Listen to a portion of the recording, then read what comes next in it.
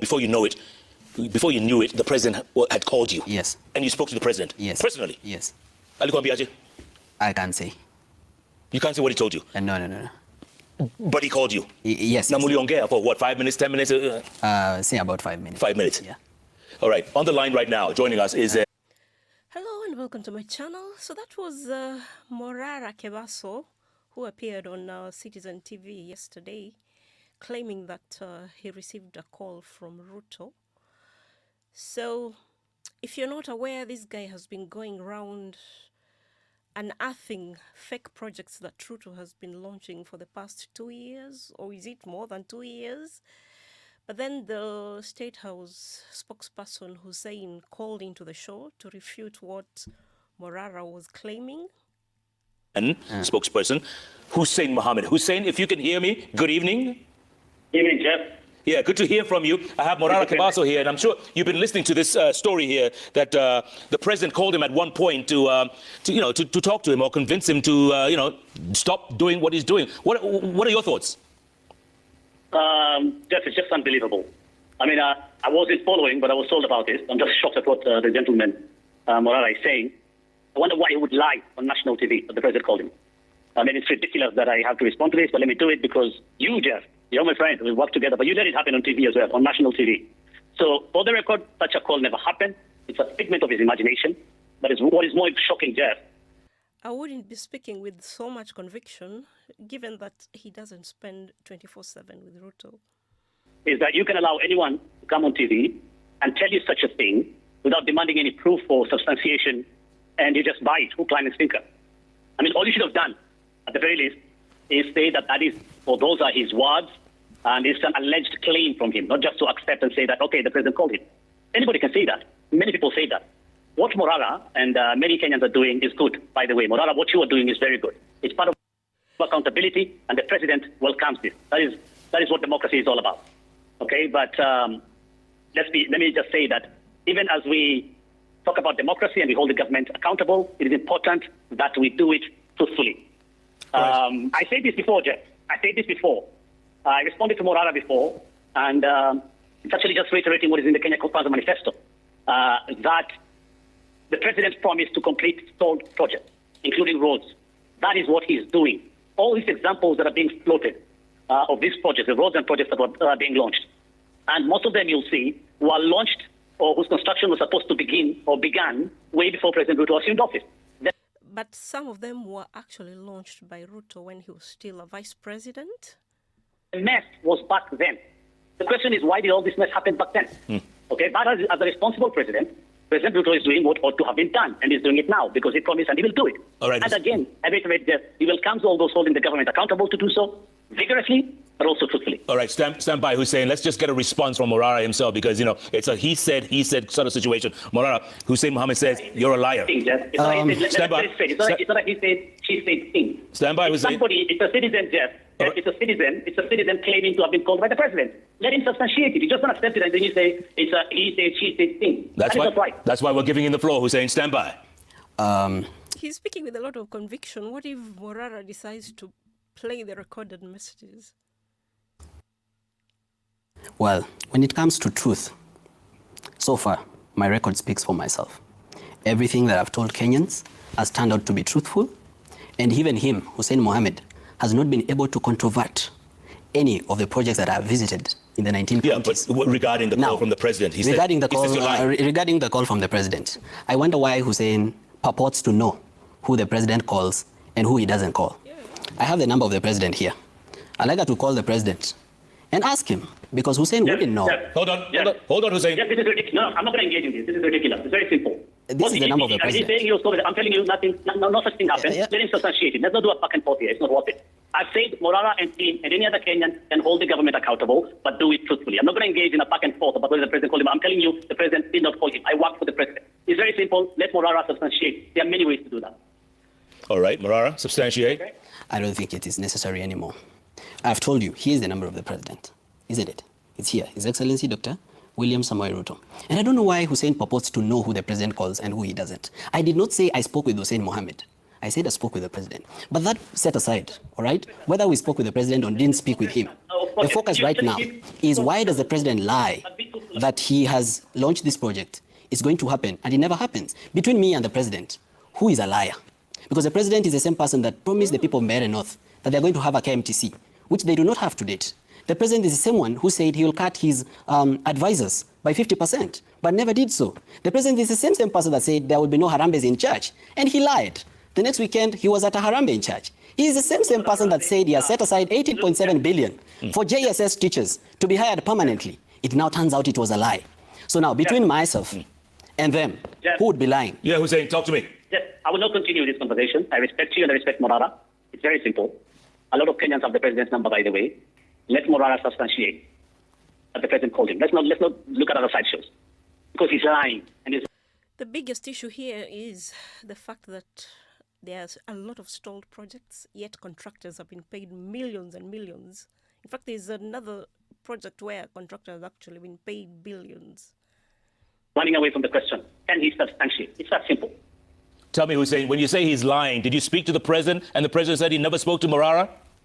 Yes, I'm asking you. The onus is on MORARA to substantiate. He said he was told. That's what he said. That's what he said. Yeah. So can he prove that he was told? Jeff, will you allow anybody in Kenya to just walk into your studio and say he was told by the president? You just believe it? I have been a journalist. You have to ask him to substantiate that. But he did. I mean, he told us how. He hasn't. He hasn't. All right. I've asked him to. He's going to other issues. He's not substantiating it. What substantiation do you want? You want the call How back can from he prove it? Safaricom? Yeah, he can prove it. All right, let's have another interview tomorrow. I go and get my correct. He'll get his callbacks from Safaricom and he can substantiate. Will that make you happier? It's not about being happy. It's about saying the truth, Jeff. It's about If he didn't record those calls, I don't think Safaricom would release that info to him. saying the truth, and it's about anybody who wants to hold the accountable doing it, the government accountable doing it truthfully. It's about the media doing what is right. It's that simple. All you have to do at Citizen TV or Jeff Koinange, who's my friend that I respect, and maybe after this call you and I will laugh again together. But, Jeff, it's a claim. Let it be a claim that he was allegedly called. It does not be like a fact. That's the problem. All right, Hussein. I reiterate one more time, MORARA, we love what you're doing. Keep up what you're doing, but do it truthfully. Don't lie. All right, I said this before and I'll say it again. And all those projects you're saying, look at the date when they began, and he is a responsible president completing projects that were stalled. You should ask, what really happened? Why were all these projects being launched? And then midway or just a month after the launch, all those years back before the president assumed office, why were they stalling? There was a problem, a fundamental problem. Okay? But the president is doing what is right now. He's completing those projects because he promised to complete them. On the Harambee thing you're talking about, the president made a suggestion in State House.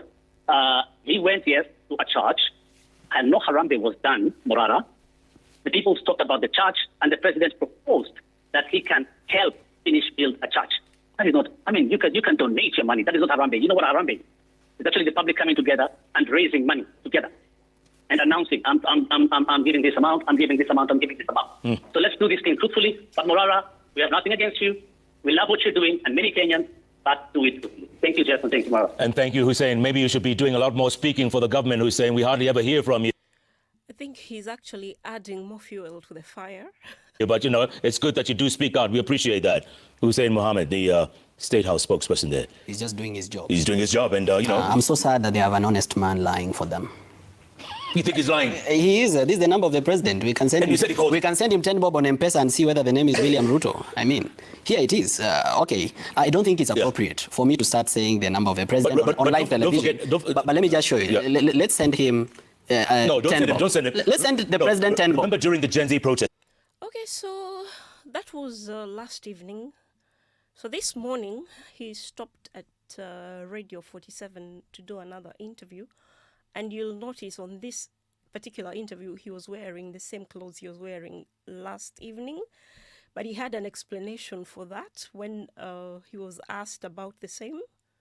Katika runinga ukiwa na Jeff Koinange pale ulikuwa umevalia hivi ama una suti kama hizi mbili? La, ni hii tu, ni vile sikulala kwangu, kwa hivyo sijaweza kubadilisha nguo. Oh, hujalala kwako? No. What happened? Haujalala kwako? Ulitoka? Nilipomaliza interview Citizen, Yes. kulikuwa na gari ambayo ilikuwa inazunguka nje ya Citizen double cabin KCU ambayo ilikuwa very tinted na ilikuwa na hizi lights za askari ya somewhere hapa mbele. Nilipo search hiyo number plate kwa NTSA sikuwa napata any records. Nilipoangalia kama iko na insurance, Yes. haikuwa na insurance. Yes.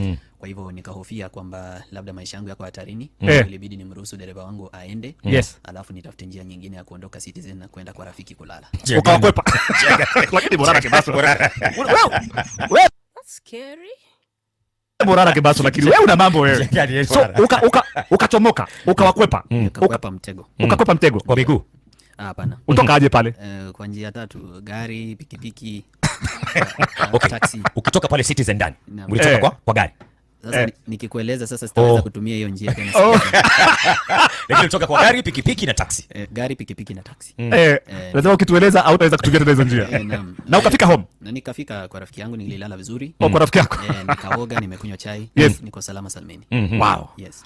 Okay, so on that interview on Radio 47, he carried on to double down about receiving a call from Ruto. Kipchirchir mwenyewe. Alikupigia simu kweli, maana niliona msemaji wa ikulu alikataa hiyo story au kupigiwa simu na rais bwana. Sasa alisema unadanganya. Nasema unadanganya katika National TV. Acha kukupatia platform ili upatie platform ya kudanganya wa Kenya kwamba rais National alipigia TV. simu. You are lying. Okay. Did the president call you? Yes, he called me. I don't even know why it is important that the president called me, but it is true that he called me. Yeye Hussein Mohamed anaweza kosa kujua wale watu wote ambao rais anazungumza nao. Lakini na uhakika kwamba Isaac Mwaura anajua. Kwa sababu Isaac Mwaura ndiye alikuja KICC kunitafuta mahali nilikuwa kwa mkutano ya Okoa Uchumi Citizen Assembly, akaniita nje, tukazungumza. Sikujua ananipiga picha, alikuwa ameweka mpiga picha mahali kwa wasiri wa kunipiga picha, lakini aliniomba namba ya simu. Na sikupigiwa hiyo siku ama siku iliyofuata. Mimi niliendelea na kazi yangu, nikaenda mpaka Kisii, nilikuwa nimemaliza kukagua miradi, nikapita Bomachoge KMTC, nikaenda Tabaka Soapstone center that was supposed to be built to 300 million. I saw that video, yes. Then nikapokea simu. Habari bwana Morara, kuna mtu hapa anataka kuzungumza nawe. Sawa sawa.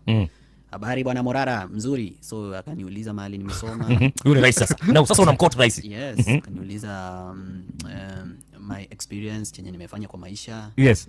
He just wanted to know me. Yes. And hatukuwa na mazungumzo mabaya. Ni vile sasa unajua, Yes. kwa heshima ya rais wetu, Yes. siwezi kuja kwenye televisheni ama kwenye radio na kusema too many details about what I spoke with the president, because I respect the president's privacy. And if the president chose to call me, then he expected that I'm mature enough to keep it in strict confidence. Yes. The details of our discussion. All right. Ile context ambayo nilisema kwamba rais alinipigia simu ni wakati niliulizwa swali kama nimekuwa offered kazi kwa serikali. Na uliona hawa bloggers wa serikali walikuwa tayari wanasema nimepewa kazi kwenye State House. Na mimi nikakataa kwamba sikuwa na any interest ya kupewa kazi ya serikali ama pesa. Kwa sababu ile kazi nafanya ni kubwa zaidi na ni muhimu zaidi. I know. Yeah, that makes sense, because when that came out, it's not as if he was out to let the world know that Ruto called him. He was put on the spot by, I think, Radio Maisha about being offered a job in the government. And that's how he said, yes, he's been offered and he's not interested. And somehow that's how the phone call from Ruto came up. So anyway, he carried on to discuss about his upbringing. Surprisingly, he started doing business when he was only 16, was expelled from high school when he was in Form 3, then went on to join another school directly to Form 4 without finishing Form 3, and he actually managed to score an A in KCSE. He happens to be the first student to ever score that grade in that school, and I think up to now nobody else has been able to attain an A. Then he also carried on to say how he got into trouble when he was at Kenyatta University because he used to mobilize students against the administration whenever they had grievances, so much so that there's a time he was at loggerheads with the administration. He was thrown into Kiambu prison, spent like 47 days there. So when he came out, he decided to embark in business. I think the furniture business that he's doing currently, which happens to be doing so well. He has like 5 branches and happens to have employed like 80 people, which is very impressive given that he's only 28. So anyway, he went back to school, finished his law degree, but because he was really into business, he didn't bother going to Kenya School of Law to get the law diploma. So he's not practicing as a lawyer at the moment. So anyway, This guy, I think, is not easily swayed by those job offers by the government because, like you hear, he's a businessman, so he's not desperate for cash. And then he also revealed that opposition leaders are courting him because obviously he's a formidable person to have on your team. But then he said he's very cautious about their intentions because all those opposition leaders who are approaching him at the moment have had a chance to serve in governments before and they don't have a positive track record. So I think it's very wise of him to distance himself from these opportunists. So if Ruto thinks that the Gen Z movement has died because the protests have sort of stopped, I think he's in for a rude shock because it seems like a lot of Kenyans are supporting this guy, judging from the reactions to all the interviews he's been doing on major media outlets and also on Twitter. The top comment reads, leave a like for MORARA KEBASO. He's definitely a hero and the inspiration of very young generation. MORARA for President 2027, who is with me? If Hussein is this angry, then he's lying. MORARA is calm because truth doesn't shout. I remember Kenyatta University sued MORARA over leadership. The guy went to court and won the case, and the university was forced to compensate him heavily. You can't debate this man. He's not an average person.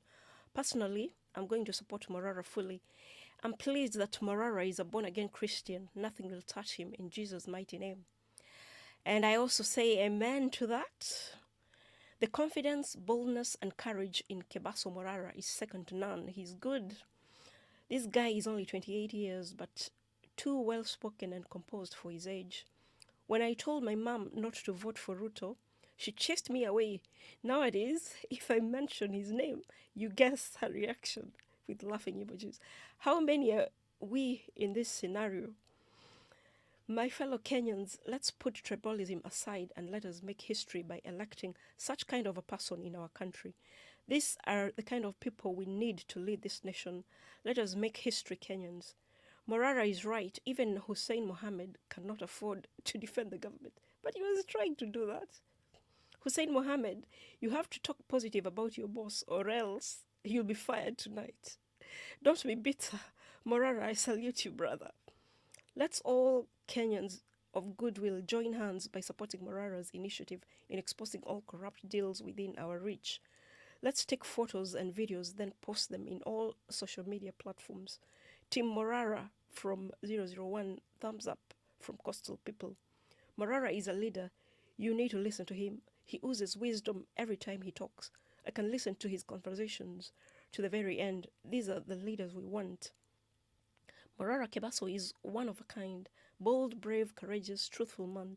We need this kind of men to expose and fight William Ruto, corrupt, incompetent government. If they lay hands on this man, I believe Kenya and Kenyans won't rest. So myself, I'm Team MORARA as well.